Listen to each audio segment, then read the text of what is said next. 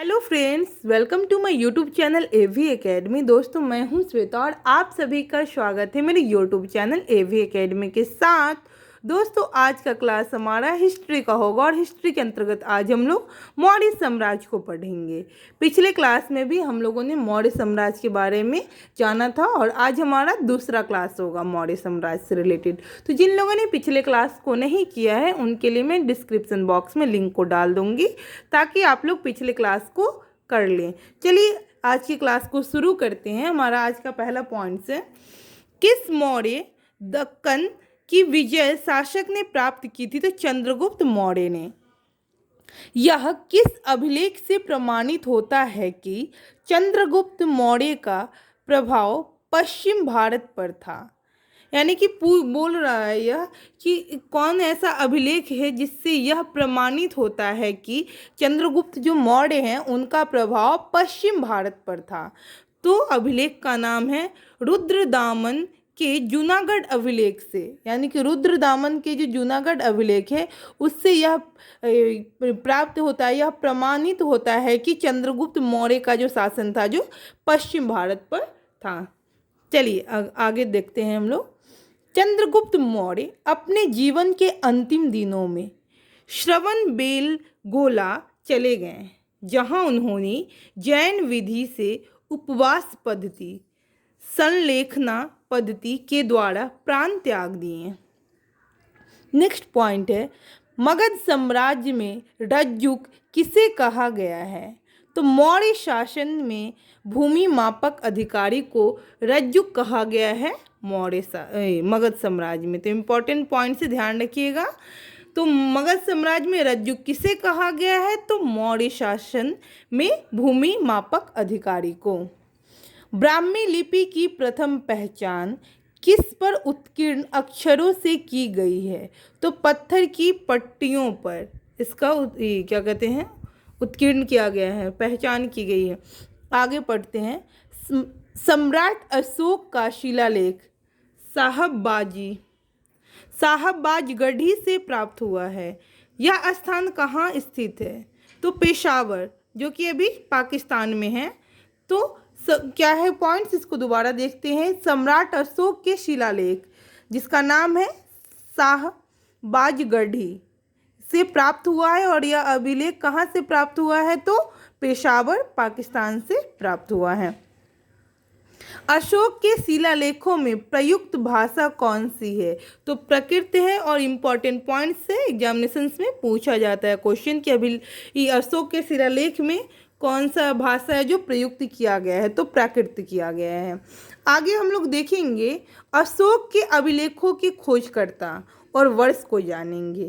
तो एक बॉक्स है हमारा जिसमें अशोक के शिलालेख का नाम है, दूसरा खोजकर्ता का और तीसरा वर्ष का। तो धौली अभिलेख जो कि किट्टो इसकी खोजकर्ता है, धौली अभिलेख के जो खोजकर्ता है किट्टो है। यह वर्ष है 1837। भाब्रू शिलालेख जिसकी खोजकर्ता कैप्टन बर्ट 1840 ईस्वी में किए थे।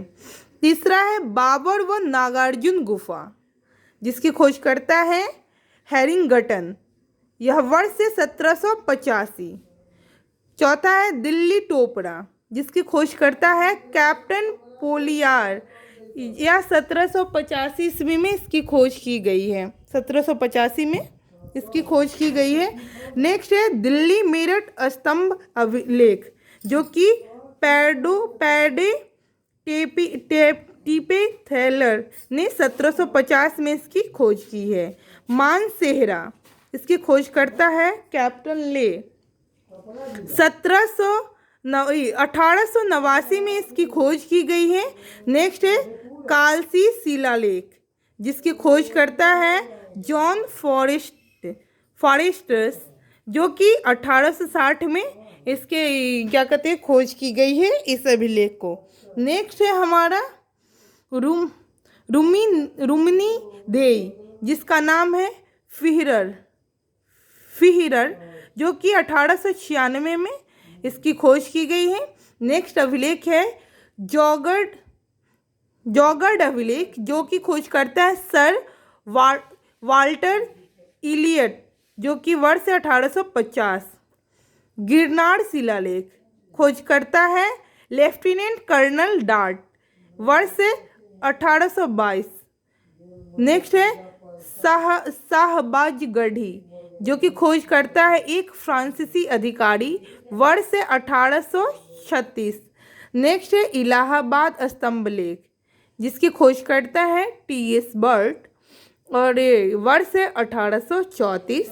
नेक्स्ट है मास्की अभिलेख, ब्रिडेन खोज करता है और वर्ष है 1915। निगाली सागर, जिसकी खोज करता है फिहरर, जो कि वर्ष है 1895। रामपुरवा अभिलेख है, जिसकी खोज करता है कार्लाइल, जिसका वर्ष है 1872।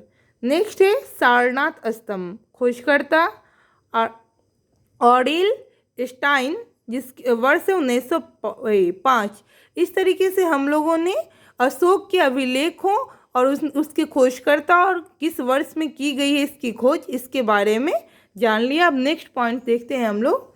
अगला पॉइंट है हमारा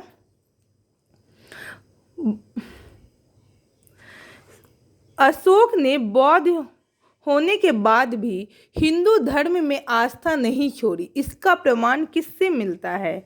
तो देव नाम पियदर्शी, देवों का प्यारा उपनाम से। नेक्स्ट पॉइंट है पाक अशोक ब्राह्मी लिपि का पता किस स्थान से चला है?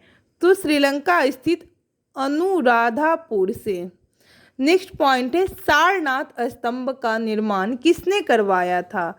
तो अशोक ने करवाया था। सारनाथ स्तंभ जो है जिसका निर्माण किसने करवाया था? तो अशोक ने करवाया था। इंपॉर्टेंट पॉइंट है, इसको ध्यान रखिएगा। आगे देखते हैं हम लोग। भारतीय उपमहाद्वीप का प्रथम शासक कौन था जिसने अभिलेखों के माध्यम से शासनादेश जारी किए? तो वह थे अशोक। वह कौन सा स्तंभ है जिसमें अशोक ने स्वयं को मगध का सम्राट बताया है? तो भाब्रू स्तंभ, यह राजस्थान में स्थित है। इसमें इन्होंने बताया था कि स्वयं को मगध का ये क्या कहते हैं सम्राट बताए थे। तो इम्पॉर्टेंट है, ध्यान रखिएगा इस पॉइंट को भी। अभिलेख का नाम है भाब्रू स्तंभ। ठीक है, नेक्स्ट पॉइंट देखते हैं। अशोक के किस अभिलेख से धम्म महापात्रों की नियुक्ति की सूचना मिलती है? तो पांचवें वृहद शिलालेख से। गुर्जरा लघु शिलालेख कहाँ स्थित है? तो मध्य प्रदेश के दतिया जिले में गुर्जरा लघु शिलालेख स्थित है। नेक्स्ट पॉइंट देखते हैं मौर्य काल। नेक्स्ट पॉइंट है हमारा मौर्य काल का में भूमि कर, जो कि राज्य की आय का मुख्य स्रोत था, किस अधिकारी द्वारा एकत्रित किया गया था? तो इसका नाम है सीताध्यक्ष द्वारा।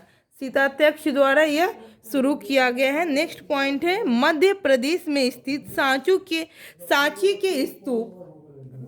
मध्य प्रदेश में जो स्थित है सांची के स्तूप का निर्माण किस मौर्य शासक ने करवाया था? तो अशोक ने करवाया है। मध्य प्रदेश में स्थित है सांची के स्तूप, इसका निर्माण अशोक ने करवाए हैं। नेक्स्ट पॉइंट है मौर्य राजवंश के शासकों के सुदूर देशों जैसे सीरिया एवं मिस्र के साथ राजकीय संबंध थे। आगे देखते हैं हम लोग। उत्तराखंड में सम्राट अशोक के शिलालेखों की एक प्रति किस स्थान से प्राप्त हुई है? तो कालसी से प्राप्त हुई है। ठीक है, नेक्स्ट पॉइंट देखते हैं हम लोग। प्रसिद्ध यूनानी राजदूत मेगास्थनीज भारत में किसके दरबार में आया था? तो यह आया था चंद्रगुप्त मौर्य के दरबार में। इंपॉर्टेंट पॉइंट से ध्यान रखिएगा। प्रसिद्ध यूनानी राजदूत मेगास्थनीज जो था, जो किसके शासन काल में आया था, यानी कि किसके दरबार में आया था? तो चंद्रगुप्त मौर्य के दरबार में आया था। आगे देखते हैं हम लोग अधिकारी और विभाग को देखते हैं। तो सीता अध्यक्ष जो है, जो कृषि विभाग का अध्यक्ष कहलाता था। अकाड़ा अध्यक्ष या खानों का अध्यक्ष है। लक्ष्मणा अध्यक्ष जो है, जो यह है मुद्रा विभाग का प्रधान। शुक्ला अध्यक्ष है व्यापारिक कर का प्रधान। मुद्रा अध्यक्ष यह है पासपोर्ट विभाग का अध्यक्ष, और संस्था अध्यक्ष यह है व्यापारिक मार्गों का अध्यक्ष। अब हमारा लास्ट पॉइंट है, मौर्य काल में व्यापारियों के संगठन को समुत्थान और समव्यवहारिक तथा व्यापारियों के नेता को सार्थवाह कहा जाता था। तो इस तरीके से हम लोगों ने आज मौर्य साम्राज्य की दूसरे क्लास को यहीं पे समाप्त करती हूँ। नेक्स्ट क्लास को कल के जो भी बचे हुए इम्पॉर्टेंट पॉइंट्स हैं मौर्य साम्राज्य से, इसको कल के क्लास में कंप्लीट करवा दिया जाएगा। तो दोस्तों, अगर अभी तक आपने हमारे यूट्यूब चैनल एवी एकेडमी को सब्सक्राइब नहीं किया तो सब्सक्राइब कर लें, बेल आइकन को दबा दें ताकि लेटेस्ट अपडेट आप लोगों को मिलता रहे। Thanks for watching my video.